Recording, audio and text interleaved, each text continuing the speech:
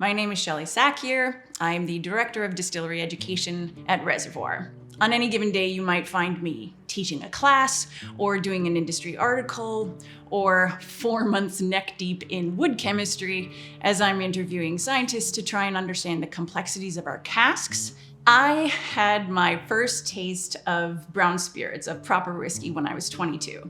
Somebody handed me a dram of Oban, and I immediately transformed into the female doppelganger of the green Mr. Yuckface. To me, it was just like a really wretched first handshake with brown spirits. And then I was told that I had started off on the wrong end of the whiskey flavor spectrum. You have to start at one end of the spectrum and not the other. So I traveled back and forth to Scotland for the next 25 years and learned absolutely everything I could about whiskey. And now I find myself working in an American distillery where I now get to speak with people who are new to brown spirits and save them from that nearly unrecoverable experience that I had when I first tasted whiskey. And I'm not really a cocktail kind of a person. I really prefer to have just a neat dram. But that being said, I was raised in Wisconsin, where we did make an awful lot of Northwoods pine needle tea, which is just basically pine needles infused in bourbon, and then you add a little bit of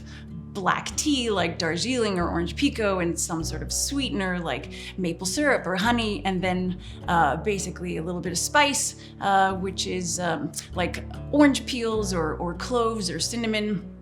And then you drink it because it's medicinal. My favorite Reservoir product is easily the Maison de Couvray. And this is a collaboration that we did where we took our already aged bourbon, that's our 100% corn, and we aged it further in Burgundy Grand Cru casks that had originally held either a Merlot or a Meritage. I think it's one of the most unique flavor profiles we have. To me, it's almost as if we took a sweet corn kernel and allowed it to fill a lifelong ambition of becoming a sweet, juicy grape.